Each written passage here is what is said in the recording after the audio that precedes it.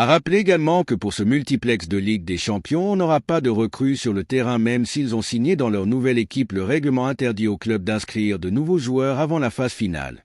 Comme le stipule le règlement de la Ligue des Champions depuis plusieurs années maintenant, la liste des joueurs inscrits pourra être modifiée une fois la phase de Ligue terminée et justement en parlant de cette phase finale, parlons du tirage au sort et des matchs à venir.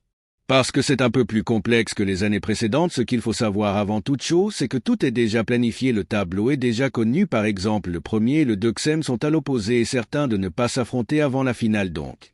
Si on se fie au classement actuel, Liverpool et le Barça ne pourraient pas se rencontrer avant la finale à Munich pour le tirage au sort, il suffit simplement de séparer les équipes dans les deux parties du tableau. Les équipes qui vont terminer 23e et 24e savent déjà qu'elles affronteront le 9e ou le 10e.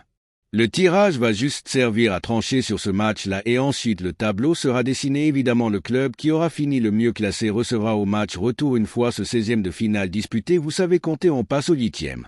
Et c'est à ce moment-là que les équipes du top 8 vont revenir dans la compétition. Pour préciser un peu plus, le premier, donc Liverpool, pour le moment affrontera en 8e le vainqueur du barrage entre le 17e ou le 18e et le 15e ou le 16e.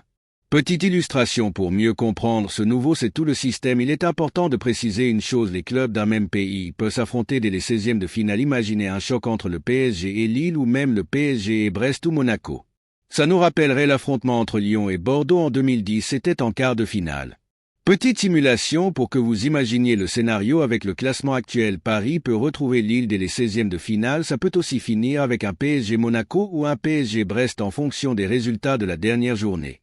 En gardant le classement d'aujourd'hui, Paris pourrait retrouver le Milan ou l'Atlético en 8e de finale, éventuellement l'Inter et Arsenal ensuite. Bref, le PSG, c'est qu'en finissant à cette place, la suite de la compétition sera compliquée. Même chose pour Brest.